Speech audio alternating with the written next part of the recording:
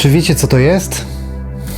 Wygląda jak pomalowany na niebiesko, całkiem znany i właściwie legendarny w niektórych kręgach Avanton CV12. A co jeśli powiem Wam, że ten mikrofon, nie warty więcej niż 500 euro, jest ekwiwalentem topowych mikrofonów studyjnych artystów pop R&B? W tym odcinku propozycja Superluminal na mega optymalizację w zakresie mikrofonu do wokali.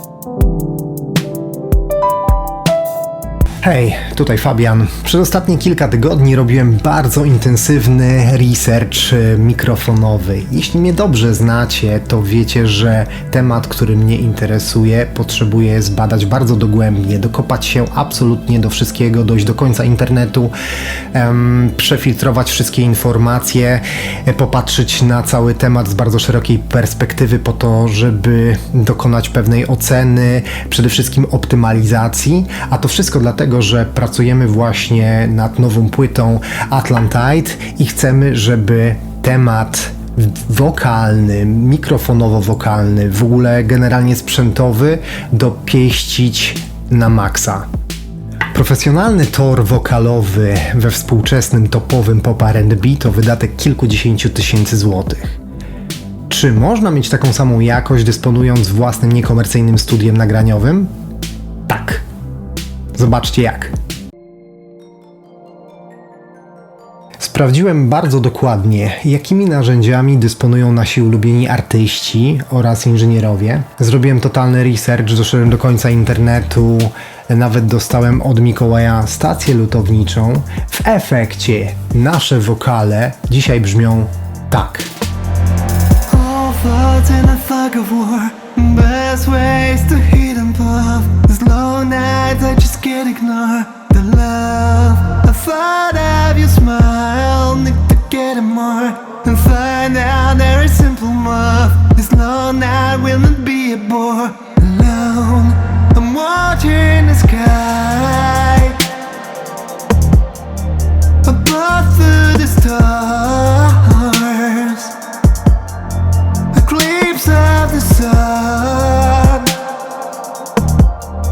I thought of your smile. Alone, alone now. Yeah. Dla mnie to jest totalna dźwiękowa meta. Świetna góra, naprawdę super blichtr tam na górze, iskierki, magia, bardzo fajna otwartość, ale brak sybilantów i to też jest domeną dobrej jakości profesjonalnej, najlepszej jakości mikrofonów, że tych sybilantów mikrofon nie zapisuje. Świetny midrange, ta średnica świetnie się układa w miksie, doskonale też reaguje na nasz dosyć zaawansowany procesing wokalowy. Naprawdę jest fenomenalnie, jestem super zadowolony. I co najważniejsze, 500 euro, około 3 godzin pracy. I teraz tak, co wynika z mojego researchu? Będę starał się upraszczać, ponieważ temat jest naprawdę bardzo skomplikowany i ma bardzo wiele sfer, ale my upraszczamy i optymalizujemy. W związku z tym, w topowych produkcjach pop R&B mamy tor wokalowy, który składa się głównie z 3 urządzeń. Jest to topowej jakości, topowej klasy mikrofon, jeden z kilku. Jest to przedwzmacniacz NIF 1073 i jest to kompresor, najczęściej TubeTech CL1B, rzadziej Avalon albo konstrukcja Urei 1076. Pary NIF i TubeTech CL1B to jest absolutnie topowa para. W zasadzie każdy profesjonalny producent, inżynier posiada takie coś. Jason Joshua, Pensado, Shepip od Drake'a. Naprawdę absolutnie wszyscy używają tego duetu. No dobrze, a co z mikrofonami? I dalej również będę upraszczał. Można przyjąć w uproszczeniu, że we współczesnym pop R&B rap Mamy 3 typy mikrofonów, 3 modele, 3 typy. Będę upraszczał, ponieważ tych modeli jest naprawdę bardzo dużo, ale to nie o to chodzi, żeby wymieniać wszystkie. Numer 1, absolutnie niekwestionowany lider tej stawki, Sony C800G. Statua, marzenie, absolutnie każdy szanujący się artysta, każdy topowy artysta prawdopodobnie ma w swoim arsenale albo używa. Drake, Ty Dolla $ign, Travis Scott, Kendrick Lamar, BTS, absolutnie każdy raper to jest C800G, każdy rap, każdy R&B. Niesamowity mikrofon, właściwie prawie nie do kupienia, szczególnie w Europie, a jeśli tak, to prawdopodobnie powyżej $14,000. W kolejnej grupie znalazły się 2 mikrofony AKG C12 oraz Telefunken LM251. Trochę jakby siostry rozdzielone po porodzie. Mają bardzo dużo podobieństw technicznych, mają dokładnie taką samą kapsułę, podobieństwo w budowie, wyglądają podobnie. Prawdopodobnie też niewiele ludzi wie, jak brzmi oryginalny AKG C12, gdyż prawdopodobnie niewiele zachowało się jego egzemplarzy w dobrym stanie. Niektórzy również twierdzą, że jeden egzemplarz C12 będzie brzmiał inaczej niż inny egzemplarz C12. W związku z tym to jest taki trochę nieuchwytny święty graal, taki mikrofon, gdzieś tam marzenie, ale tak naprawdę trudno powiedzieć, o co chodzi. A LM251 jest trochę jego taką reinkarnacją, troszkę bardziej współczesną. Ta sama kapsuła, podobna charakterystyka, też ten sam blichtr w górze pasma, te ćwierkające, fajne, magiczne, lampowe rzeczy i tak dalej. Chris Brown, Ariana Grande, BTS, Doja Cat, tak naprawdę mógłbym bardzo długo tutaj wymieniać, gdyż jest to bardzo, bardzo popularny mikrofon we współczesnym popie. Telefunken LM251 kosztuje pewnie w okolicach 65 000 złotych. AKG C12 w dobrym stanie myślę, że ponad 100 000 złotych. AKG C12 również jest pieszczotliwie nazywane We Are The World Microphone. Trzecią grupę stanowią mikrofony typu Neumannowskiego U47, U67, U87. Jednak żaden z nich tak naprawdę nie kojarzy się bezpośrednio ze współczesnym mainstreamem, z popem. Mimo wszystko to kawał historii muzyki, naprawdę świetne urządzenia, świetne narzędzia. Kiedyś czytałem wywiad z The Weekndem, powiedział, że bardzo lubi używać swojego U67, ale potem również czytałem wywiad z L'Angelo, który był wtedy jego producentem muzycznym i powiedział, że tak naprawdę The Weeknd śpiewa do takiego mikrofonu, jaki aktualnie ma pod ręką. Derek Ali, inżynier miksu Kendricka Lamara, bardzo często mówi, że uwielbia używać swojego modyfikowanego U47.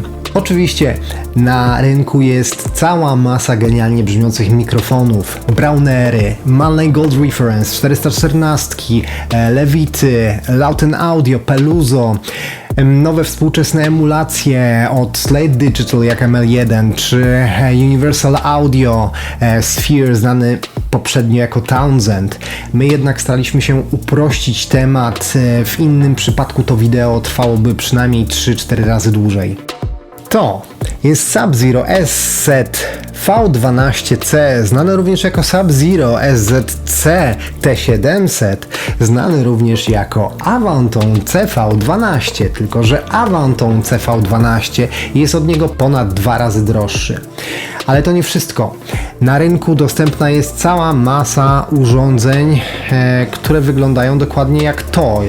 Różnią się wykończeniem, kolorem, logiem, brandem, firmą, ale tak naprawdę wszystkie te konstrukcje są do siebie bardzo, bardzo podobne, jeśli nie identyczne.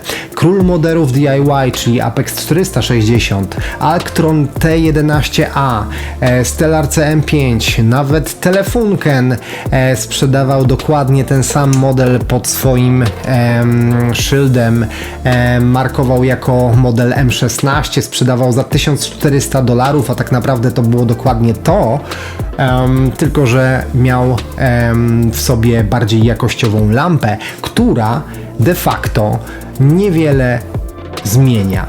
Stokowo po wyjęciu z pudełka ten mikrofon, jak również jakikolwiek model, o którym powiedziałem przed chwilą, brzmi bardzo dobrze. Ten model kosztuje nieco ponad 200 euro i mając świadomość tej ceny, jego brzmienie jest kosmicznie dobre, naprawdę. Dodatkowo i wyposażenie, które dostajemy przy zakupie, cała walizka, koszyk, całe oprzyrządowanie, okablowanie, zewnętrzny zasilacz, naprawdę jest to świetny, magiczny deal. Ale ja nie chciałem, żeby ten mikrofon brzmiał po prostu dobrze, ja chciałem, żeby brzmiał bezkompromisowo, brzmiał jako najbardziej profesjonalne narzędzie, do którego mogę się zbliżyć i zrobiłem to, wydając dodatkowe 250 euro oraz 3 godziny pracy. I teraz tak, jest kilka możliwości, kilka dróg, w jaki sposób można dojść do takiej jakości mikrofonu. W zależności od naszych umiejętności lutowania, majsterkowania, możemy sobie wybrać łatwą, średnią albo trudną drogę. Ja wybrałem najłatwiejszą, ale nie dlatego, że nie lubię majsterkować, bardzo lubię, tylko zależało mi przede wszystkim na optymalizacji głównie czasu. Ale najtrudniejsza to jest taka, że bierzemy schematy mikrofonów i w ogóle jakichkolwiek urządzeń są ogólnodostępne. Szukamy w internecie, kupujemy wszystkie potrzebne komponenty, części, składamy, mamy. Średnio trudna opcja to jest taka, że są na rynku firmy, które oferują już gotowe zestawy do złożenia. Mic & Mod, Mic Parts, Advanced Audio Microphones to są kilka, w zasadzie to są przykłady na zaufane, polecane firmy i w zasadzie wybieramy. Przychodzi nam cały komplet, składamy, super fajnie. Ja poszedłem drogą najłatwiejszą, ale też najbardziej optymalną ze względów czasowych. Droga najbardziej optymalna to jest zakup tak zwanego dawcy, czyli donor body. W tym przypadku mikrofon Sub-Zero spełnia się rewelacyjnie, ponieważ jest w zasadzie ma wszystko to, co potrzeba. Jest kompletnym zestawem, mającym zasilacz, wszystkie komponenty, kabelki i tak dalej. Jedyne, co musimy wybrać, to komponenty, które chcemy w nim zmienić. I ja znowu poszedłem w pewne uproszczenie, w pewną optymalizację, gdyż zdecydowałem się na zakup gotowego zestawu do modyfikacji. W tym przypadku był to zestaw od firmy Advanced Audio Microphones. Po moim researchu intensywnym zdecydowałem się właśnie na tą markę. Na początku jednak miałem takie myśli, żeby kapsuła, którą wymienię, gdyż kapsuła jest w ogóle najbardziej istotnym elementem, tak jakby determinującym w ogóle brzmienie, ogólne brzmienie i charakter mikrofonu, żeby ta kapsuła była troszkę bardziej premium, butikowa. Myślałem o kapsule Erika Heisermana, myślałem o kapsule Tima Campbella, myślałem również o kapsule firmy Business z Australii, ale finalnie skończyło się na tym, że dałem możliwość sprawdzenia, jak będzie brzmiała kapsuła od Advanced Audio Microphones AK12 i muszę Wam powiedzieć, że jestem super zadowolony. Generalnie wszystkie te kapsuły w mniejszym lub większym stopniu są pewnymi kopiami oryginalnej kapsuły od mikrofonu AKG C12. Wiadomo, że prawdopodobnie butikowe kapsuły być może są trochę lepszej jakości, natomiast są to tak ultra niuanse, że prawdopodobnie niewprawne ucho w ogóle nie usłyszy żadnej różnicy. Wymieniona została przede wszystkim kapsuła jako ten element najbardziej determinujący, wpływający na ogólne brzmienie, charakter mikrofonu, ale również zmieniliśmy transformator, kilka pomniejszych elementów, takich jak diody i lampę. Nowa lampa to Electro-Harmonix 6072A. Lampa w tej konstrukcji nie jest jakimś bardzo ważnym ogniwem, które wpływa na ogólnie na charakter, na brzmienie, na koloryt, natomiast kiepskiej jakości lampa potrafi wyraźnie podnieść szumy własne mikrofonu. Rynek oferujący komponenty i części do składania mikrofonów, czy też modowania, modyfikowania jest super nasycony. Tak naprawdę ktokolwiek, kto ma ochotę odrobinę przynajmniej zagłębić się, na pewno będzie super zadowolony.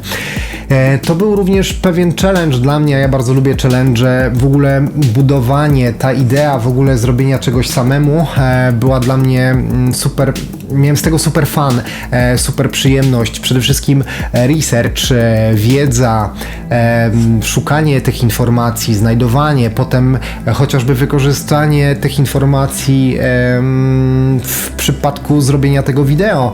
W ogóle wszystko to sprawiło mi niesamowity fan i przede wszystkim rezultaty. Jestem przekonany, że ten mikrofon spokojnie jest w stanie stanąć obok kilkunastu razy droższej konstrukcji i nie będzie tutaj w zasadzie dużej różnicy. Plotka jest podobno taka, że jakikolwiek tego typu mikrofon, czy to będzie Apex 460, czy Actron, czy właśnie Sub-Zero, zmodyfikowany właśnie w ten sam sposób, jest spokojnie stanąć obok konstrukcji AKG C12 ze swoich najlepszych lat 60. lub obok właśnie Telefunken Elam 251. Jestem przekonany, że właśnie tak jest. Być może kiedyś wpadnie mi do głowy, żeby wymienić jednak tą kapsułę na troszeczkę bardziej butikową, jednak na tu i teraz nie mam takich potrzeb, jestem super zadowolony z rezultatów, nie mogę się doczekać wszystkich partii nagraniowych na nową płytę Superluminal. No i tak. Oczywiście nowa płyta Superluminal Atlantide zostanie prawdopodobnie w 100% nagrana za pomocą tego mikrofonu. Też czuję, że to nie jest ostatnia konstrukcja, którą wykonam. Prawdopodobnie będę chciał skonstruować kilka urządzeń do własnego modulara, być może innych urządzeń. Zobaczymy. Na pewno nie jest to ostatni projekt DIY.